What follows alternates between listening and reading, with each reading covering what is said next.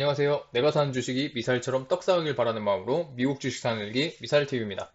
오늘 약간 목소리가 들떴죠? 오랜만에 기분 좋게 나스닥이 4일 연속 상승해 주어서 기분이 좋은 하루네요. 저는 평소에 나는 장기 투자자니까 주가 하락해서 오래 머무르길 바랬습니다만 제 계좌 마이너스인 거 보는 건 좀 쉽지 않더라고요. 보유 수량도 적으면서 이번 주처럼 잘 상승해 주는 게 기분 좋은 거 보니까 아직 저는 장기 투자자로서의 마인드는 아직 멀었나 봅니다. 자, 오늘 이야기해 볼 거는요. 복리의 마법입니다. 복리의 마법에 대해서 어떻게 생각하시나요? 모든 주식 투자자들은 이 복리의 마법이라는 단어를 다들 들어봤을 겁니다. 하지만 그 복리의 마법을 누리는 사람은 몇이나 될까요? 복리의 마법이라는 게 있다면 나는 몇백 프로를 벌어도 왜 부자가 되지 못하는 걸까? 이렇게 생각하는 사람들도 있습니다. 딱 제가 그랬어요. 한국 주식할 때 급등주에 제대로 올라타 본 적이 있습니다. 그 이름하여 신풍제약이었는데요. 신풍제약에 들어가 130만원을 300만원으로 만들었었어요. 기껏 2년차 주린이었던 저는 욕심만 많고 생각이 없어서 겨우 300만원이야? 이랬던 적이 있습니다. 그것도 엄청나게 큰 수익인데 말이죠. 부자가 되려면요. 우리는 최소한 세 가지 중에 하나는 가져야 합니다. 가장 첫 번째는 뭘까요? 시드머니가 커야 된다. 당연히 맞는 말이죠. A의 시드머니는 1000원입니다. 1000원이 10%가 오르면 100원이고, 자, 그러면 B의 시드머니는 만원이에요. 만원에 10%가 오르면 1000원이기 때문에 A의 시드머니만큼 돈을 벌게 됩니다. 시드머니가 크면 클수록 좋지만 우리 같은 일반 직장인들은 많은 재산을 물려받고 투자를 하는 것이 아니기 때문에 애초에 돈이 많아야 한다는 건 말이 안 됩니다. 자, 그리고 두 번째, 매달 저축할 돈이 많아야 됩니다. 당연히 100만원보다 200만원 저축하는 게 훨씬 빠르게 자산을 불릴 수 있겠죠? 하지만 이 방법도 하루하루 월급 받으며 살아가는 저 같은 직장인에게는 불가능합니다. 100만원이 아니고 50만원이라도 제대로 저축할 수 있었으면 좋겠네요. 자, 마지막 세 번째. 오늘 이야기하고자 하는 복리의 마법입니다. 이런 단어 들어보셨을 겁니다. 기하급수. 국어사전을 보니까 서로 이웃하는 항의 비가 일정한 급수는 개소리고요. 자, 명사로 증가하는 수나 양이 아주 많을 때 쓰는 말입니다. 우리는 살면서 이 기하급수라는 말을 쓸 일도 거의 없고 경험할 일도 별로 없습니다. 왜냐하면 어떤 것을 자세하게 관찰하지 않고 하루하루를 바쁘게 살아가기 때문이죠. 자, 한번 예를 들어 볼까요?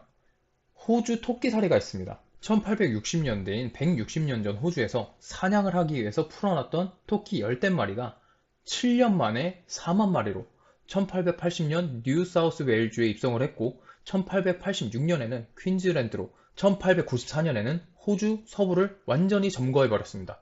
그래서 10댓마리였던 토끼는요, 현재 몇 마리가 됐을까요? 놀라지 마세요. 그때에 비해서 1538만 4615배가 늘었습니다. 토끼를 박멸하려고 엄청난 노력을 해서 6억 마리였던 토끼를 1억 마리까지 감소시키기도 했음에도 불구하고 2억 마리가 된 거죠. 6억에서 1억이 됐고 다시 2배가 늘어난 겁니다. 6억에서 2억밖에 안 된 거 아니냐고요? 더 놔두면 미친 듯한 복리의 마법으로 6억 마리를 넘어서는 것은 금방일 겁니다. 다른 얘기로는 바람에 날려온 씨앗이 얼마나 지나야 숲 혹은 산이 될까요? 기하급수의 기적은 시간과 스케일이 필요합니다. 우리가 복리의 마법 혹은 힘을 이야기할 때 너무 단순하게 금액적인 부분에만 집중적으로 생각하는 경향이 있어요. 하지만 가장 핵심적인 것은 시간입니다. 우리는 평소에 저 씨앗이 자라서 무엇이 될까? 이곳이 어떻게 변할까? 이런 생각하지 않습니다. 하지만 몇십 년이 지나서 숲이 되면 이런 말을 할 거예요. 여기 기껏해야 나무 몇 그루 있었는데 그게 숲이 됐다고. 저번 영상에도 말씀드렸다시피 우리는 항상 주가를 살펴봅니다. 하지만 장기 투자자로서의 복리의 마법을 느끼려면 우리는 주가에 일희일비하지 말고 우리의 계획대로 밀어붙여야 합니다. 처음에 제가 주가가 올라서 좋다고 한 것도 장기 투자자라면 잘못된 생각입니다. 우리가 매일매일 자산 상태를 확인하다 보면 그게 너무 작아 보여서 씨앗이 나무가 될, 나무가 숲이 될 시간을 생각하지 않고 그냥 뿌리를 뽑아버립니다. 그러면서 조급함에 급등주에 손을 대고 결국 손실을 보게 되죠. 그렇게 다시 내가 선택을 잘못했구나 하면서 안전자산으로 돌아오게 됩니다. 그게 4848의 끝입니다. 돈과 시간 모두를 의미 없이 잃은 거예요. 복리의 마술은 이렇듯 오랜 시간 장기 투자를 한 장기 투자자들을 제외하고는 느껴본 사람은 거의 없을 겁니다.